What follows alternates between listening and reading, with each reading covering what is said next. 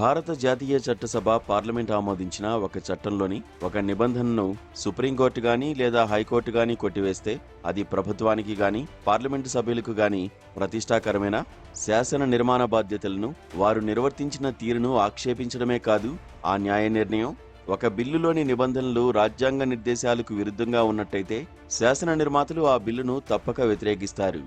అయినా ప్రభుత్వం ఆ బిల్లును పార్లమెంట్లో మళ్లీ ప్రవేశపెట్టి ఆమోదింపజేసుకోవచ్చు. అయినా ఉన్నత న్యాయస్థానాలు అంతిమంగా ఆ బిల్లును కొట్టివేస్తే అది ప్రభుత్వానికి ఎంత అవమానం, ఎన్ని తలవంపులు. అంతకంటే అధ్వానకరమైన పరిస్థితిని పరిశీలనలోకి తీసుకోండి. పార్లమెంట్లో ప్రవేశపెట్టిన బిల్లుకు తీవ్ర వ్యతిరేకత వస్తుంది. అప్పుడు ఆ బిల్లును సంయుక్త పార్లమెంటరీ సంఘం పరిశీలనకు నివేదిస్తారు. జేపీసీలోని పలువురు సభ్యులు ఆ బిల్లు పట్ల తమ తీవ్ర అసమ్మతిని తెలుపుతారు.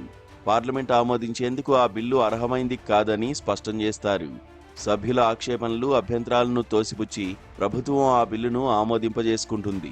ఆ తర్వాత ఉన్నత న్యాయస్థానాలు ఆ బిల్లులోని నిబంధనలను కొట్టివేయడమో లేక వాటి అమలును తాత్కాలికంగా నిలిపివేయడమో చేస్తాయి. ప్రభుత్వానికి ఇంతకంటే ఘోరమైన అవమానం మరేముంటుంది? న్యాయ మంత్రిత్వ శాఖ విధి నిర్వహణ దక్షత ఎంత సమర్థంగా ఉన్నదో అది తెలియజేస్తుంది.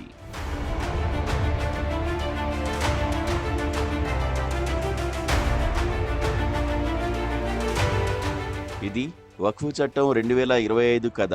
సెప్టెంబర్ 15, 2025న ఆ చట్టంలోని కొన్ని కీలక నిబంధనలపై సుప్రీం స్టే విధించింది. అయినప్పటికీ ప్రభుత్వం గంభీరంగా తనను తాను అభినందించుకున్నది. ముస్లిం పర్సనల్ లాలోని ప్రధాన భాగాన్ని సంస్కరించేందుకు తాము చేసిన ప్రయత్నాలను సుప్రీంకోర్టు ఆమోదించిందని ప్రభుత్వం చెప్పుకుంది. పార్లమెంట్లో లేవనెత్తిన అనేక ప్రశ్నలను ఏప్రిల్ 5, 2025న ఇదే కాలంలో నేను రాసిన వ్యాసంలో ప్రస్తావించాను. విపక్షాలు లేవనెత్తిన ప్రశ్నలకు ప్రభుత్వం నుంచి సమాధానాలు రాలేదు. ఆ బిల్లులోని వివిధ నిబంధనలను ప్రభుత్వం మొండిగా సమర్థించుకుంది. అయితే మా ప్రశ్నలకు సుప్రీంకోర్టు మధ్యంతర సమాధానాలు ఇచ్చింది. వక్ఫ్ సవరణ చట్టం కింద ఒక వక్ఫ్ను సృష్టించే వ్యక్తి తాను కనీసం 5 సంవత్సరాలుగా ఇస్లాంను అనుష్ఠానిస్తున్నానని నిరూపించుకోవాలి. తాను ఇస్లాంను అనుసరిస్తున్నానని ఒక వ్యక్తి ఎలా నిరూపించాలి అని మేము ప్రశ్నించాం. చట్టంలోని 3వ సెక్షన్లో 6 అనే నిబంధనపై సుప్రీంకోర్టు స్టే విధించింది. ఆస్తిని వక్ఫుగా ప్రకటించే ముందు 5 ఏళ్ల పాటు ఇస్లాం మతాన్ని అనుసరించి ఉండాలన్న షరతుకు కొత్త నియమాలు రూపొందించేంత వరకు ఈ స్టే వర్తిస్తుందని కోర్టు పేర్కొంది. ఆ షరతుకు వర్తించే నియమాలను రూపొందించాల్సిన బాధ్యత రాష్ట్ర ప్రభుత్వాలపైనే ఉంది. ఇతర మతాల పర్సనల్ లాస్లో ఇటువంటి నిబంధనేదీ లేదు.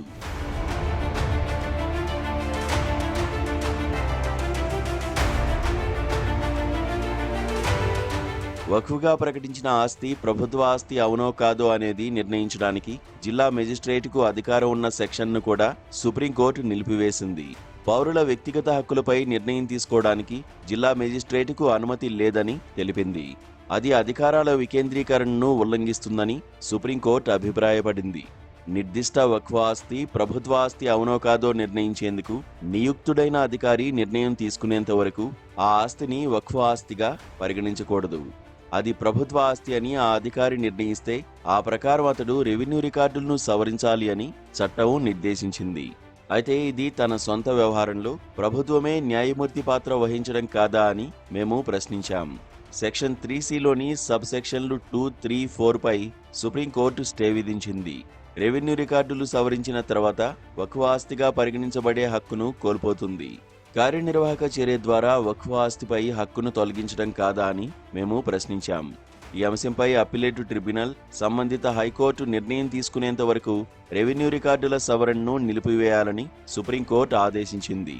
రాష్ట్ర వక్ఫ్ బోర్డుల్లోనూ కేంద్ర వక్ఫ్ కౌన్సిల్లోనూ ముస్లిమేతరులను నియమించవచ్చని, సీఈఓగా కూడా ముస్లిమేతరులను నియమించవచ్చని వక్ఫ్ సవరణ చట్టం నిర్దేశించింది. మరి హిందూ మతానికి చెందిన ట్రస్టులో ముస్లిం లేదా హిందూయేతర వ్యక్తికి స్థానం కల్పించేందుకు వీలుగా ఇటువంటి నిబంధనలను సంబంధిత చట్టాల్లో చేరుస్తారా అని మేము ప్రశ్నించాం. సుప్రీంకోర్టు సైతం ఇదే విషయాన్ని ప్రభుత్వాన్ని ప్రశ్నించింది. రాష్ట్ర వక్ఫ్ బోర్డులోని 11 మంది సభ్యుల్లో ముస్లిమేతరుల సంఖ్య 3కి మించకూడదని, కేంద్ర వక్ఫ్ కౌన్సిల్లోని 22 మంది సభ్యుల్లో ముస్లిమేతరులు 4కి మించి ఉండకూడదని సుప్రీంకోర్టు స్పష్టం చేసింది. సీఈఓగా ముస్లింను నియమించేందుకు అవసరమైన ప్రతి ప్రయత్నమూ చేయాలని కూడా సుప్రీంకోర్టు స్పష్టం చేసింది.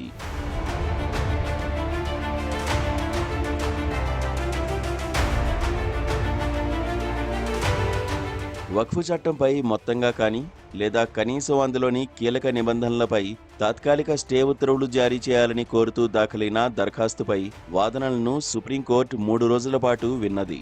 చట్టం అమలు నిలుపుదలకు దాఖలైన ఒక దరఖాస్తుపై 3 రోజుల పాటు విచారణ జరపడం అసాధారణం.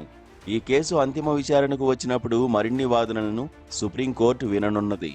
సరే, ఈలోగా ఈ ప్రభుత్వం తన హిందుత్వ అజెండాను మరింత ముందుకు తీసుకువెళుతూ మైనారిటీల ప్రయోజనాలకు విఘాతం కలిగించే నిర్ణయాలు తీసుకుంటుంది, చర్యలు చేపడుతుంది. సందేహం లేదు. వక్ఫ్ చట్టంను కించిత్ పరిశీలిస్తే దాని దురుద్దేశం, మైనారిటీల పట్ల ద్వేషభావం ఇట్టే విశదమవుతుంది. ప్రభుత్వం నిష్ఠగా పాటించవలసిన రాజ్యాంగ అధికరణ 26 మతపరమైన వ్యవహారాలను నిర్వహించుకునే హక్కు అని, మతాల వారు తమ మత సంస్థలను స్వేచ్ఛగా నిర్వహించుకోవచ్చని స్పష్టం చేస్తోంది. ఆ అధికరణ ఇంకా 4 విషయాలు పేర్కొంది.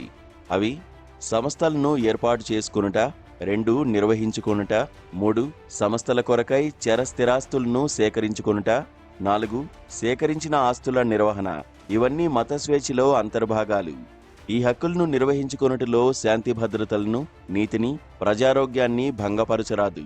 భారతదేశ మత సాంస్కృతిక జీవనంలో విశిష్టమైన విలక్షణమైన వైవిధ్యాన్ని సంరక్షించుకుని మరింత దృఢతరం చేసుకోదలిచిన వారు, మరి ముఖ్యంగా హిందువులు, వక్ఫ్ చట్టానికి వ్యతిరేకంగా పోరాడి తీరాలి. భారతదేశ జనాభాలో ముస్లిం మతస్థులు 20.20 కోట్ల మంది కాగా, క్రైస్తవులు 3.20 కోట్ల మంది ఉన్నారని ఈ ఏడాది సాధికారిక అంచనాలు నిర్ధారించాయి. హిందూ ధర్మం ప్రపంచ అత్యంత పురాతన మతం కాగా, క్రైస్తవం, ఇస్లాం ప్రపంచవ్యాప్తంగా అత్యధికులు అనుసరించే మతాలుగా వెలసిల్లుతున్నాయి. భారతీయులమైన మనం లౌకికవాదులమని, సహనశీలురమని ప్రగాఢంగా విశ్వసిస్తాం. అయితే ప్రపంచం మాత్రం భారత్ను భారత పార్లమెంటు చట్టాలు, భారత ప్రభుత్వ చర్యలు, భారత ప్రజల సామాజిక ప్రవర్తనా రీతుల ప్రాతిపదికన చూస్తుంది. మన దేశం పట్ల అభిప్రాయాలు ఏర్పరచుకుంటుంది. ప్రపంచం దృష్టిలో భారత్కు ఇంతకు ముందున్న సమున్నత గౌరవ ప్రతిష్టలు వక్ఫ్ చట్టంతో క్షీణించాయి.